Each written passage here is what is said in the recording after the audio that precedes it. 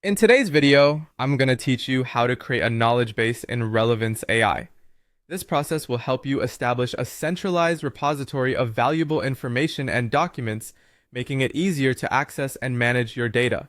Whether you're organizing a team or compiling research, a knowledge base is an incredibly useful tool. So let's dive into these steps to set one up. First, open your browser and navigate to the Relevance AI platform. If you haven't logged in already, now's the time to enter your credentials and gain access.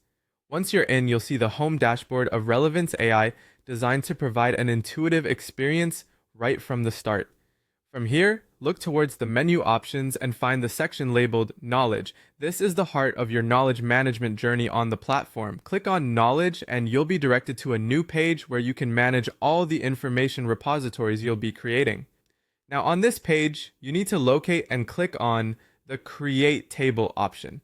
This action is essentially the first step in building your knowledge base. Think of a table as a foundational structure that holds all your data entries in a systematic way. Once you initiate the creation of a new table, you'll be presented with different options to populate it with data. Here, you'll want to start with an empty table. This approach gives you the flexibility to tailor and configure your table exactly as needed without pre-existing constraints. It's perfect if you have specific fields or a unique data structure in mind.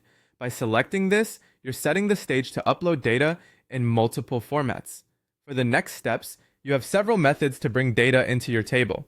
First up, you can click on Upload File. This is a convenient option if your data is collected in documents like CSV or Excel files.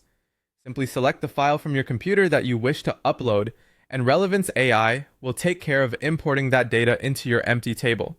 Another method is to import from website. This technique is quite handy if you have data online that you'd like to include directly into your knowledge base. By inputting the web address, Relevance AI can bring in that information efficiently, saving you the hassle of manual downloads and uploads. Lastly, consider importing data from a third party.